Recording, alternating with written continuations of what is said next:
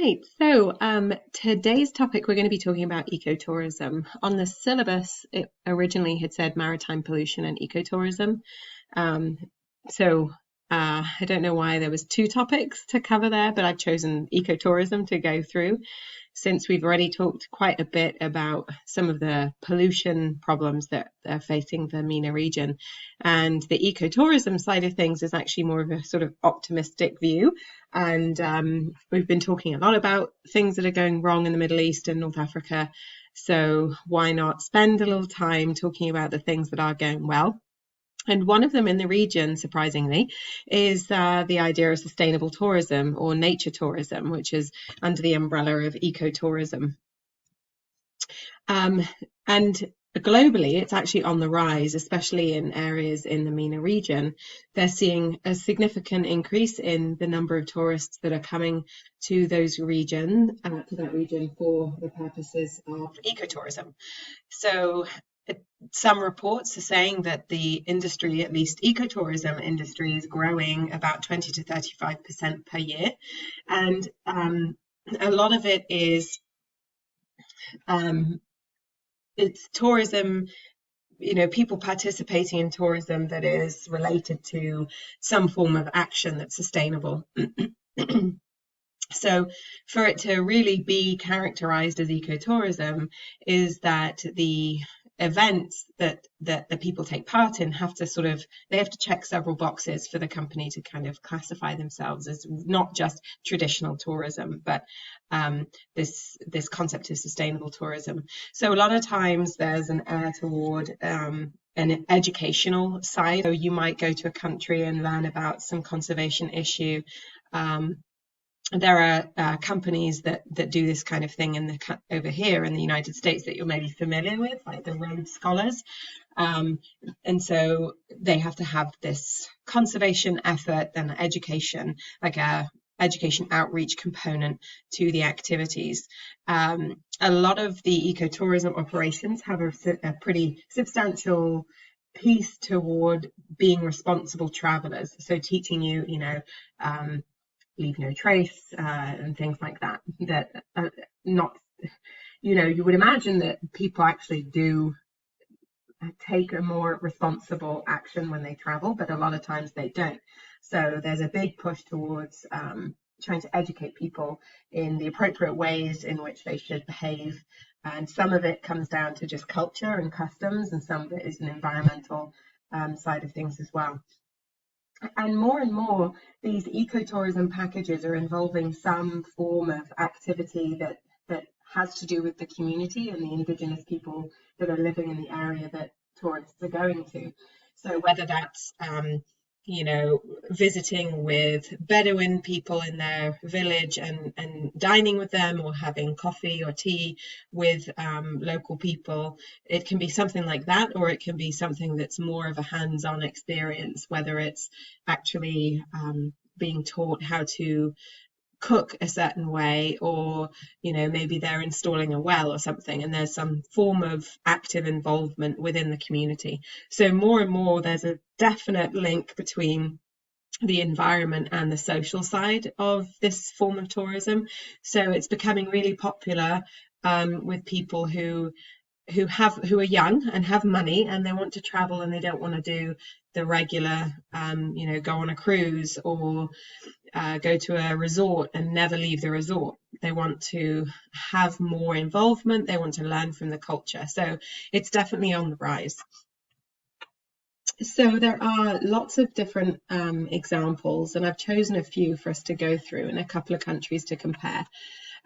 Jordan is doing really well and is recognized for some of the amazing work that they have done within national parks. And so the image in the background is of the Azraq wetlands. So we'll talk about that. And I've got one other example to talk about in Jordan. So there are lots of different nature reserves. I've listed them here. These are the 7 or so reserves that that I found really interesting when I was doing my research for this presentation. And each of them have links to Wikipedia articles. So if you are interested in learning more about each of these reserves, go ahead and click on the links and it'll take you directly to a really good article about each one of these reserves. So in terms of the management of the national parks, there's a couple different ways in which national parks and reserves are managed, and I've chosen Jordan and Egypt because they both have different models and different styles of managing their national parks and resources. So in Jordan, the management is completely private. There is a collaboration with the government, but by and large it is operated by the Royal Society for the Conservation of Nature. It's a non-profit organisation, and they were given the responsibility by the government to care for and protect the kingdom's biodiversity, which is a huge undertaking for a non-profit organisation to have been given those responsibilities is really quite significant. So there's definitely a lot of support from the government in terms of setting up legislation for different, aspects of managing the park for them to be managed properly and effectively with good government oversight. But it is still not the government's job. There isn't an appointed environmental agency within the Jordanian government that is responsible for the national parks. It all falls to the Royal Society for Conservation of Nature. This particular non-profit was established in 1966, and the late King Hussein was the honorary president at the time. And so it still operates in consultation with the government and with the royal family, but it is not essentially a government agency. They are responsible for managing all of the 7 parks and all of the protected areas. So they've been given rights for things that would normally fall on the government to regulate and local states to be regulating. And that would be things like enforcing government laws. So this non-profit has a section that is actually responsible for the enforcement of certain hunting regulations and laws and takes and no-take zones. So they are at the forefront of trying to keep these lands protected. They also try to control illegal hunting. So the non-profit also issues licenses for folks who want to go hunting, and obviously they're not going to issue licenses to people for areas that are in their protected area. So some of these national parks are managed as no-take zones. Some of these national parks are mixed, so there's some level of hunting for population control, and then there are others that are open resources. But that wouldn't fall into the national parks. The no-take and mixed would be part of that management. So, and also the Royal Society for the Conservation of Nature is also responsible for raising awareness of environmental issues to the Jordanian public. So they run very much like many of our non-profits in the United States, like the Nature Conservancy. They have educational programs. So they're in the schools and they're working with teachers to design curriculum to weave in some of the conservation efforts that the non-profit is striving to instill in the population. There's a growing awareness among the public, but it's still very much, depending on where you are, sort of a survival kind of mindset, right? That the land is theirs and they should be able to use it as they want to without being told how to operate, right? So there's a lot of effort that goes into, and a lot of the funding goes toward these education programs, which you need. There's no sense in having laws and regulations if nobody understands why they're there or what good they'll do in the long run. So one of the ones that I wanted to bring your attention to is the Azraq wetlands. And this really is a story of demise and rebirth. This region was a beautiful, flourishing wetland habitat about 250,000 years ago. It was all of a sudden, because of the geology of the region, some aquifers were then released and allowed for water to come to the surface. And so the area became inundated with water from several of their natural aquifers. And that really led to a booming environment. Having this oasis in the desert was a godsend for many of the people living there, right? So the town of Azraq was established due to this vast water supply once it was discovered. And it's an extremely important habitat. Well, it was an extremely important habitat. It was a really important stopover for many migrating birds from Europe that were traveling from Europe to Africa, and they would stop in this region and rest, nest, eat, and move on. Back in the day, the area was really well known for traders.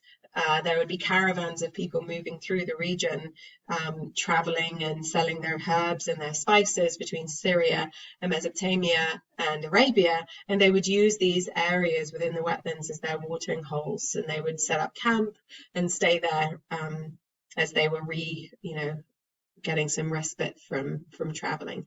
So this area was, a flourishing environment. It became a real booming area because of the water source.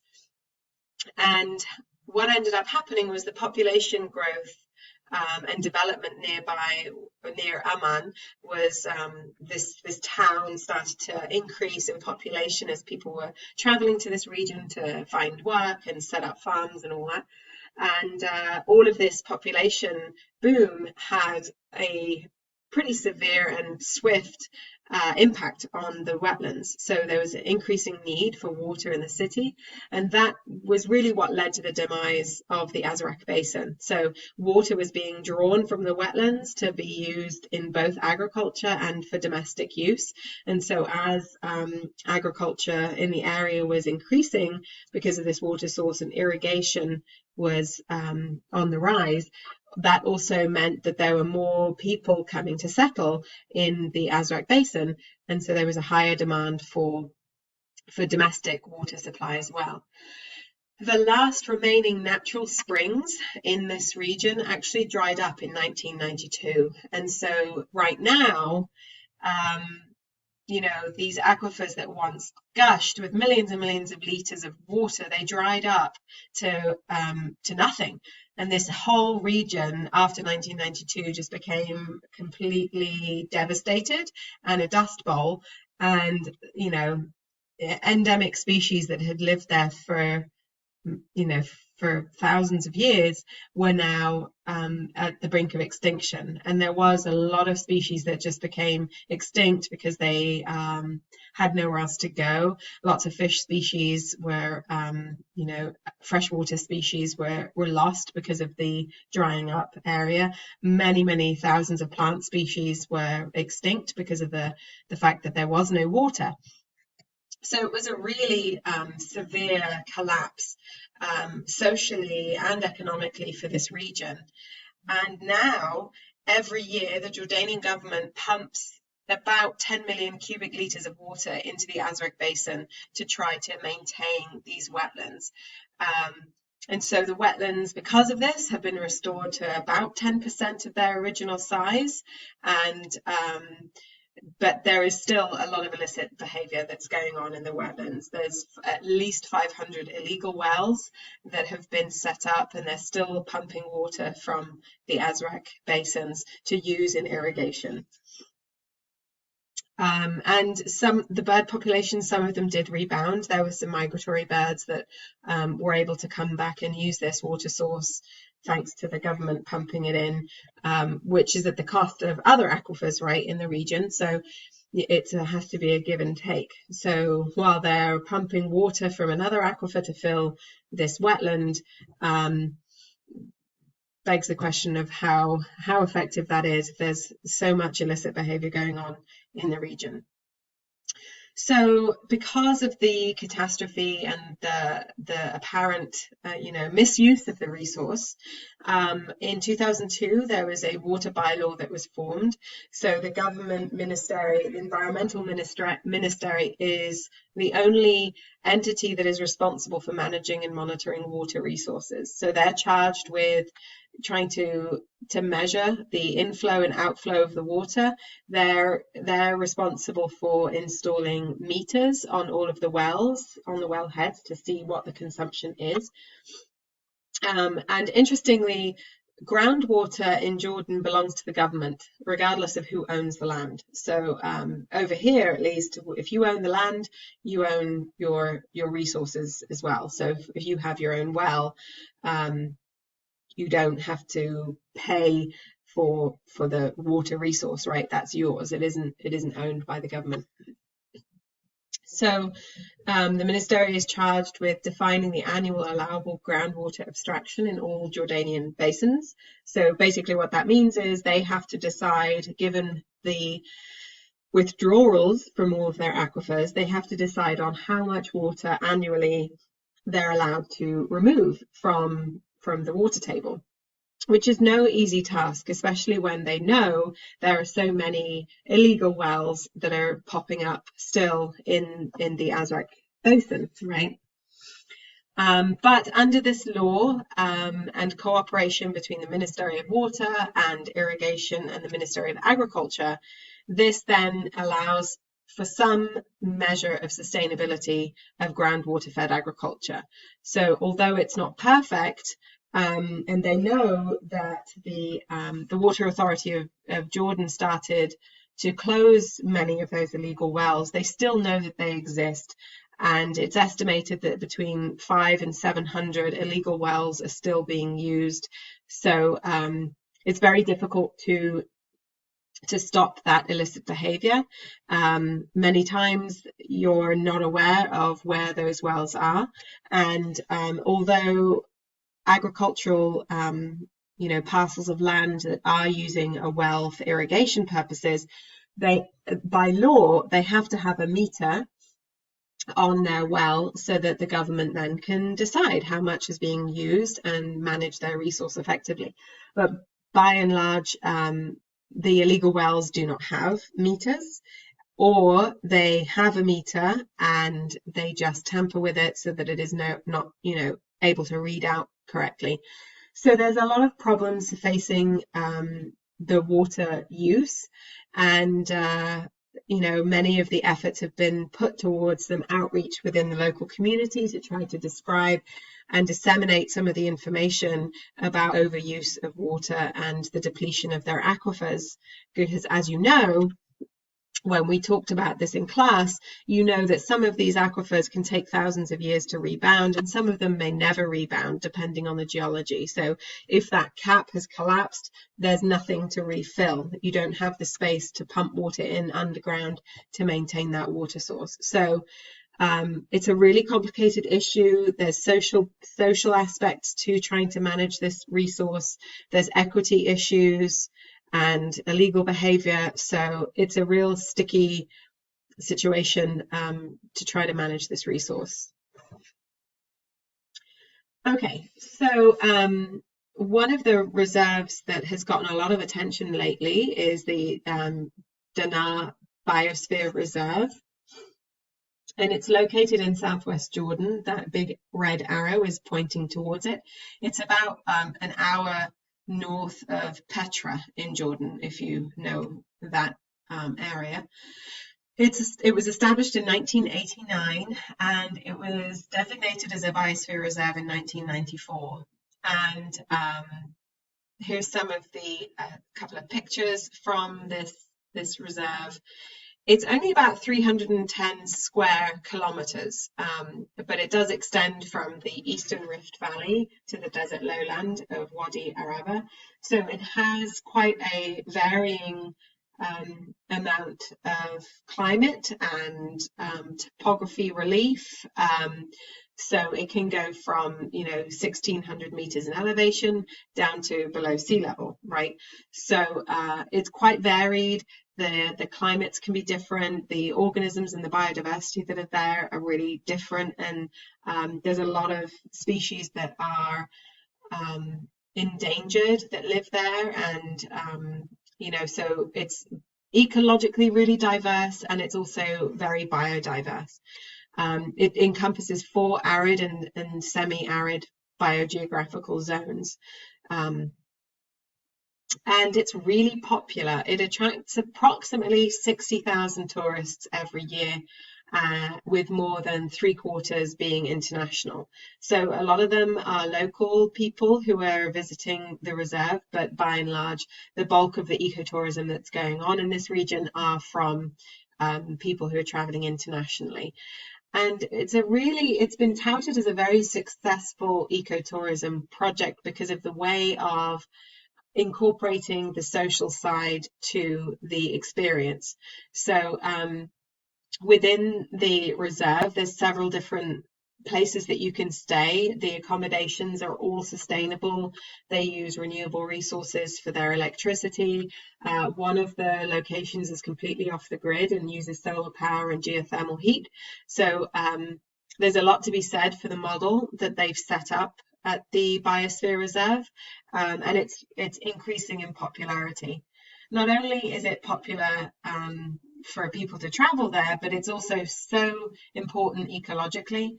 It's home to half of all bird species that are found in Jordan. So about 215 species of birds are there, and about 38 species of mammals in Jordan are also found in this park.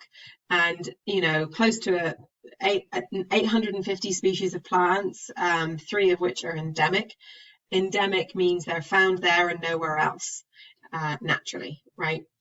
And so several of these species are considered globally endangered. So, for example, in the top right corner, this is the Syrian serin, and the Nubian ibex down on the bottom here. So both of these species are endangered globally, and they're found in pretty healthy populations in the Biosphere Reserve. So it's been recognized as a really successful project and a really successfully managed reserve.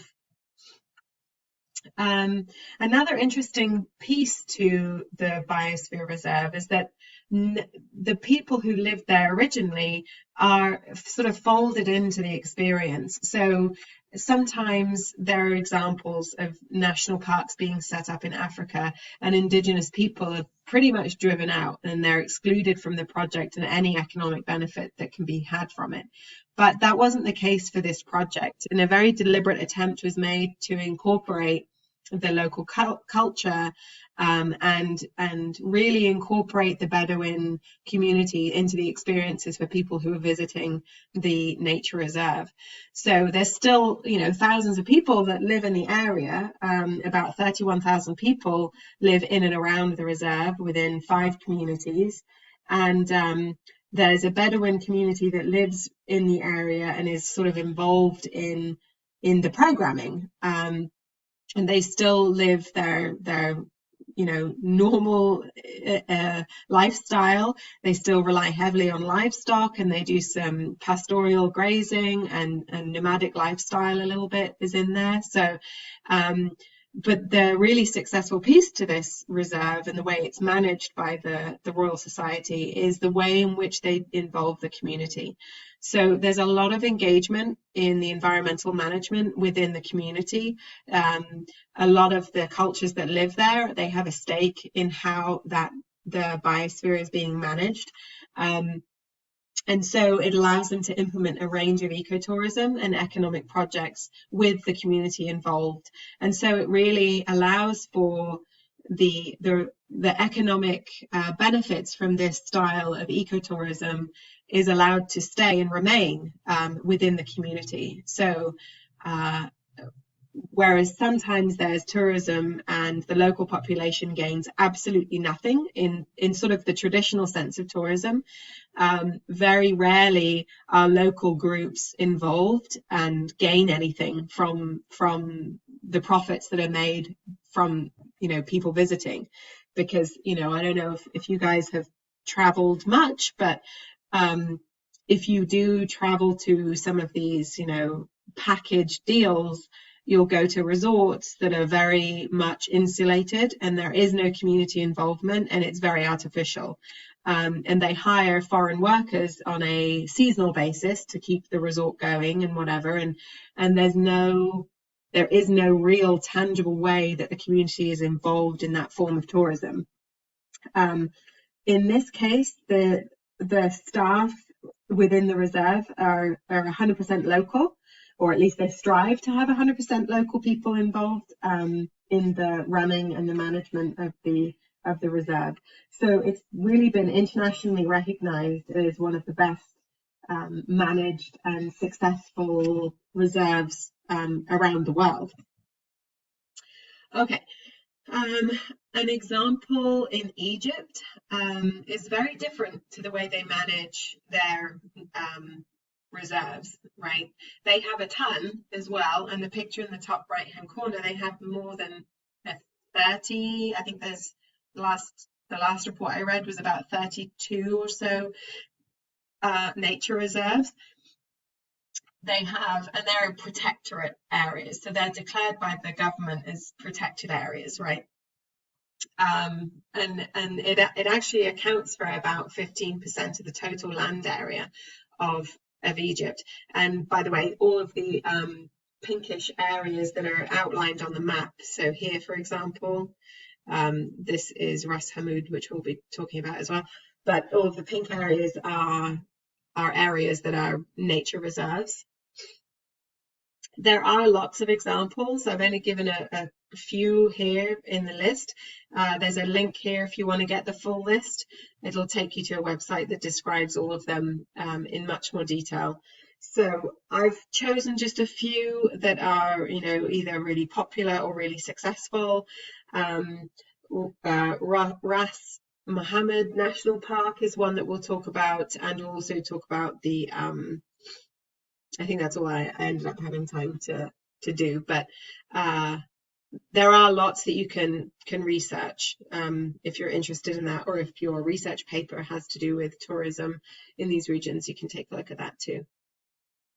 So the management of the nature parks in Egypt are quite different to Jordan. They utilize a public model, so it's all government run. There is a Ministry for the Environment, and the Ministry of the Environment is responsible for the management of the parks. The Law 102, which was set up in 1983, empowered the Prime Minister to designate certain areas to be declared as protectorates. And so moving forward, that's how they decided they would manage their protected areas. There was a Prime Minister's decree which defined the limits of each protected area and set the basic principles for its management and for the preservation of its resources. So it's really a government-led organization. And if you remember in the very beginning of the semester, one of your readings, we were talking about the different types of environmentalism, and this would be classified as a technocratic environmental movement, right? So it's a government agency that are employing people who have expertise in this kind of management, and they are responsible for making the decisions. So in some ways it can be really insulated, and it's led by technocrats, and there's very little input from the public. But in some ways it can really be an advantage to the way that you manage your resources. And we'll have a little comparison at the end of how public or private management of these spaces are different. As I said, there's the Ministry of the Environment that manages the parks. Okay, so Ras Mohammed is probably one of the most successful and impressive parks that Egypt can really hang its hat on. The park is shown here in this bottom picture here. It's a marine reserve by and large. There is some coastal areas that are added to the area of the park, but this red outline here is showing you the extent of the park. So what was I going to say? Oh, right. Because it's a marine reserve, as you probably have heard, coral reefs are under real serious threat, and many of the coral reefs are bleaching to the point of no return or suffering from disease. The last report that came out and study about the coral reefs in Ras Mohammed Park showed there was still 90% coral coverage of the reefs, which is really amazing. Most national parks are lucky if they can get 30 to 45% coral coverage at the moment, especially with climate change. So there's something in the way that they're managing this park that's allowing it to be so successful. And by and large, it's because this entire park is a no-take zone. And they have programs where within the park you have to anchor on special anchors that are set in the sea floor, so that people aren't throwing anchors onto the coral reef, which is what happens all the time. If you go to Bahamas, for example, they set their anchors down actually over coral reef, which is devastating. But so there's been special emphasis put on mooring and anchoring that has allowed the coral reefs to stay in really good condition. It also made the IUCN Green List as one of the best national parks in the world. So it's really something that Egypt can be proud of.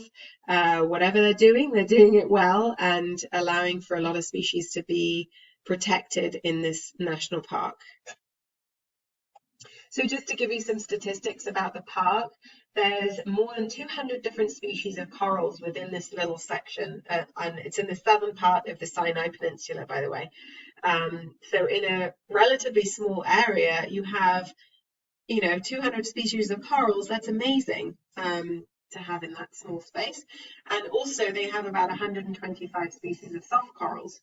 Hard corals are different from soft corals in that the hard corals make that calcium carbonate skeleton, and they're the reef forming corals. So super important for habitat, really important for shoreline protection.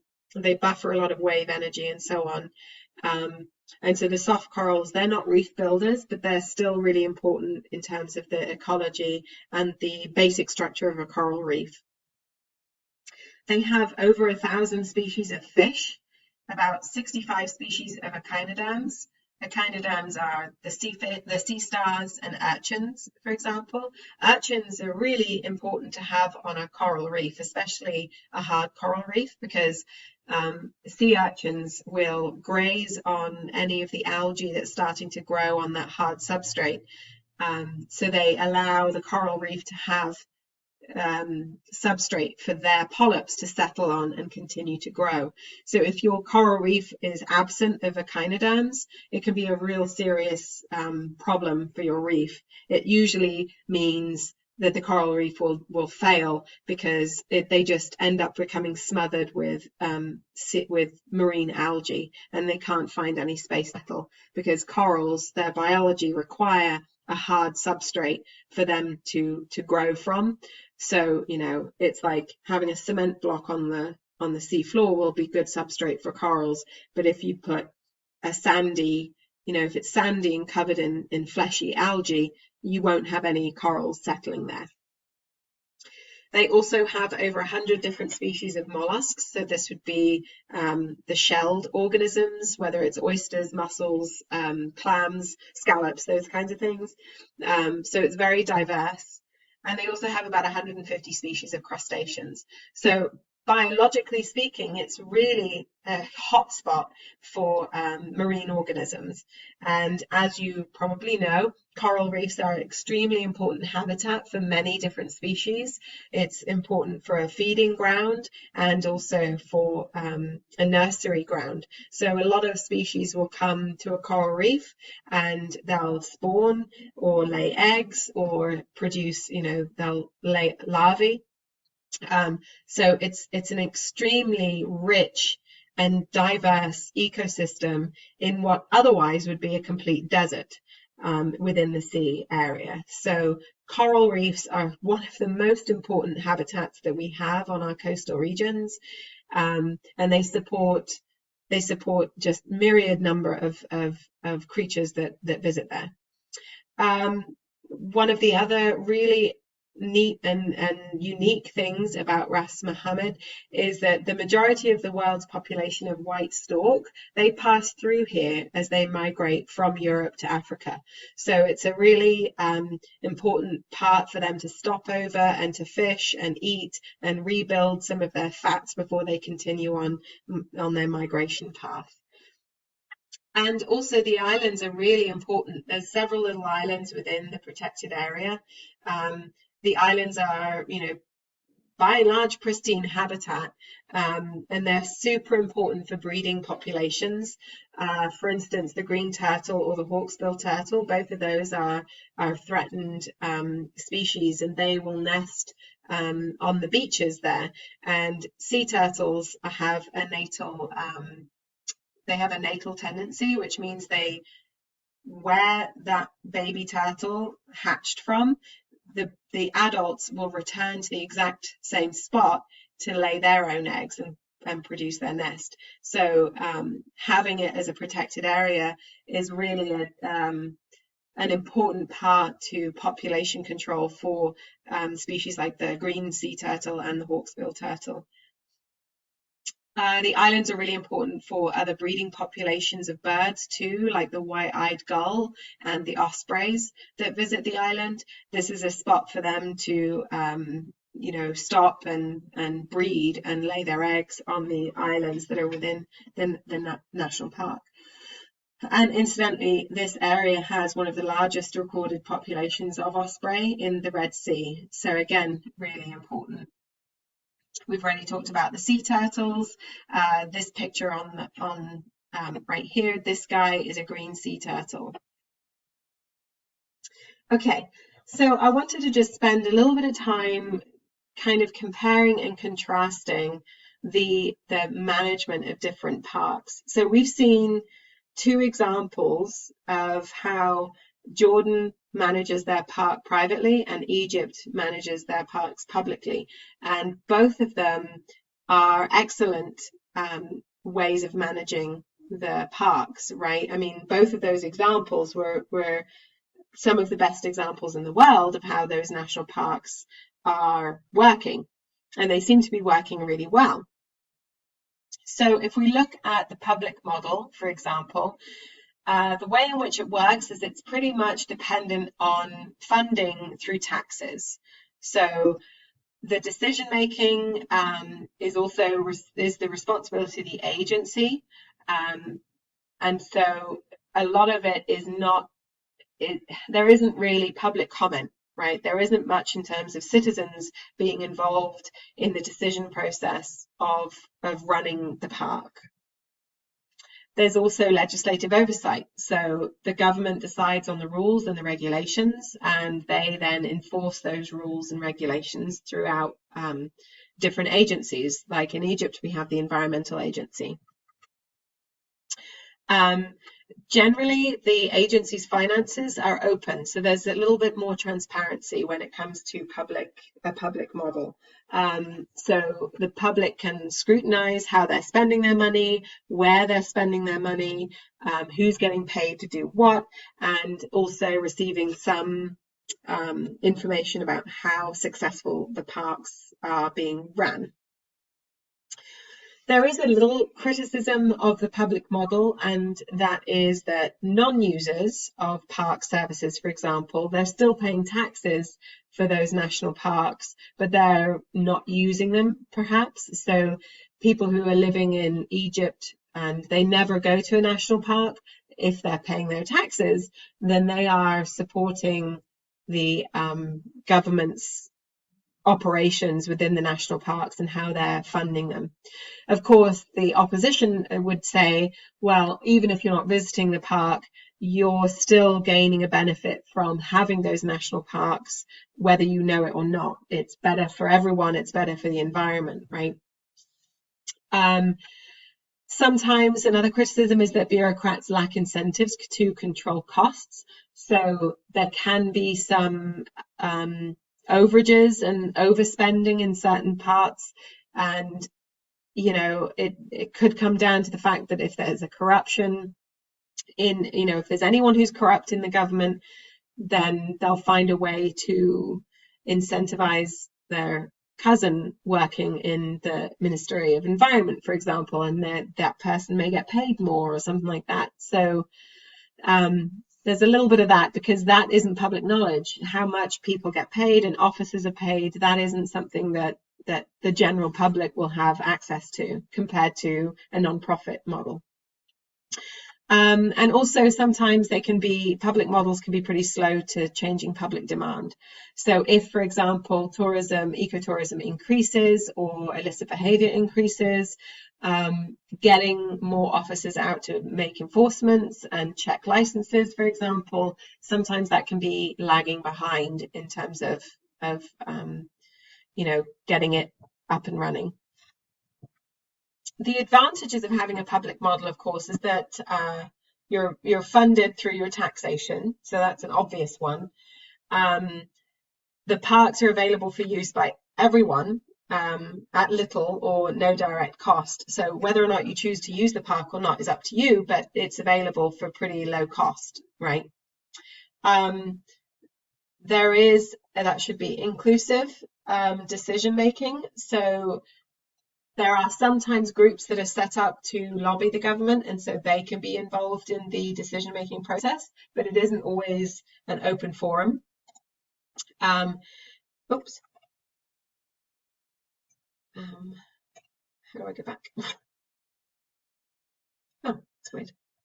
Oh, here we go.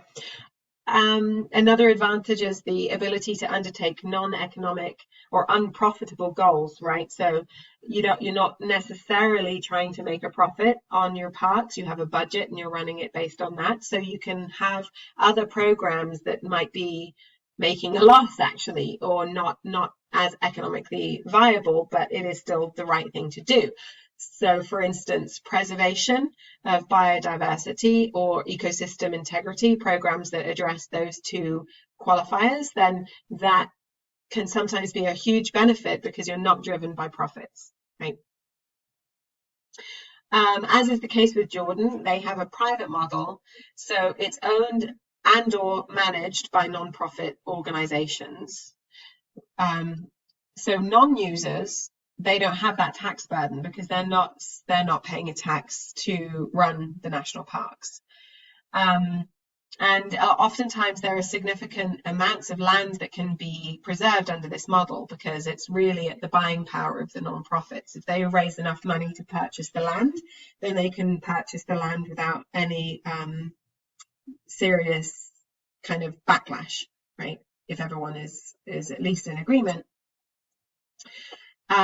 Organizations must be financially self-sustaining, so there's a huge burden for nonprofits to just continually look for funds. If it's all soft money, it can be really taxing on the nonprofit organization. And the costs, of course, of their operations, that must be borne primarily from either members or charitable contributions, so people paying a donation towards that cause, right? So it can be really exhausting. It's not working. The private model on the downside is actually quite vulnerable to economic fluctuations. So, for instance, in a private model, if ecotourism decreases, then your activities may be affected by that, right?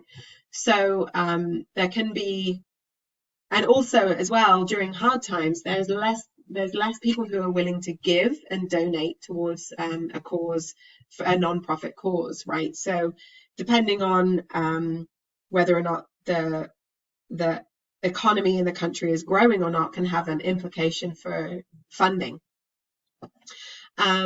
Also, this is kind of on the downside, but non-profits are not necessarily subject to the same transparency that's required of government agencies. So they don't necessarily have to tell you how they're making their decisions.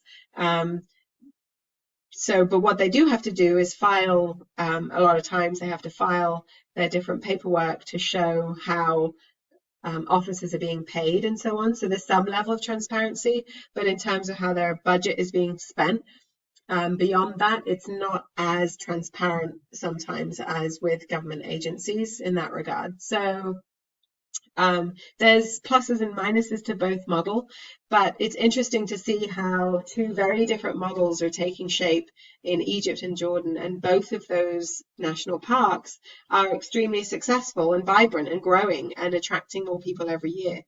So it really does depend on the country and on the culture of the people. If they're more if they're more accepting of the non-profit angle or government control.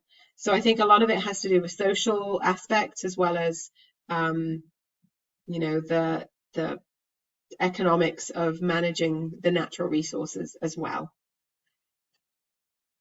That's all I have. So that was a pretty short and sweet lecture. Hopefully that was, enough information for you to get kind of an idea of how national parks and nature reserves are being managed, and some examples of a couple of them. I'd encourage you now to spend the rest of what would have been class time, the last 15, 20 minutes or so, researching some other countries that perhaps have a private and a public model of their management, and just see if you can find some more details about how they weave in social benefit or social sides of the national park as well as economic, and see what you can find. I'd be interested to learn from you guys during our next check-in next week.